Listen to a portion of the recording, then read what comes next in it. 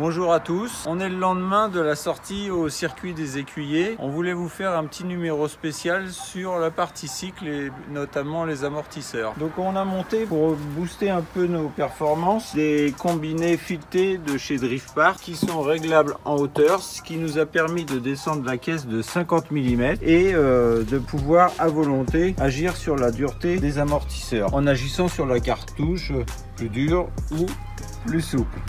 Il faut savoir que ceux-là on les a achetés il y a longtemps et du coup il n'y a pas encore dans cette version il n'y avait pas encore les coussinets en plastique. Ça évite à la tige un peu de sauter puis de bagnoder, de faire un petit clic. On va vous montrer sur une autre voiture qui est équipée justement de ces coussinets. Non, ça bouge plus. Hein, voilà, on a plus de mal à le tortiller, du coup ça tient quand même mieux. Parce que l'autre était plus flottant et puis c'est rare de voir ça sur des amortisseurs, c'est souvent demandé. On a monté à l'avant ici donc une barre anti-roulis 22 mm, elle est très costaud, ça permet de virer à plat. À l'arrière on a monté une 18 mm, ça paraît pas très gros 18, mais quand même par rapport à l'origine qui est vraiment un tout petit truc, c'est vraiment beaucoup plus efficace. Voilà. Donc la voiture d'origine se comportait comme un karting un peu, c'était sympa ce petit cabriolet, mais là du coup avec une telle partie cycle, c'est un kart plus, hein. C'est vraiment exceptionnel comme tenue de route. Surtout que le circuit des écuyers c'est un circuit qui est très sinueux avec beaucoup de virages. Et puis ça nous permettait vraiment de les enchaîner de manière vraiment intensive quand même. Ouais. Et j'ai même été surpris au début dans les premiers tours de circuit, après je me suis habitué.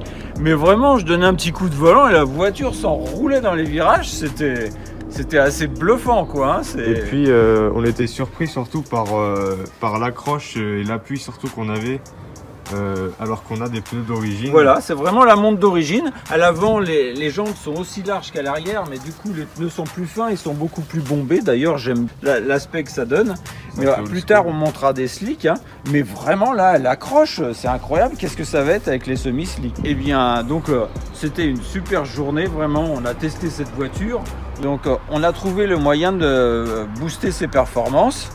Mais elle était déjà en sortie d'atelier vraiment très performante et on pourrait se permettre de rien rajouter. Bon, ce qu'on va faire, c'est qu'on va donc changer le volant avec un volant pour tourner avec plus de grip,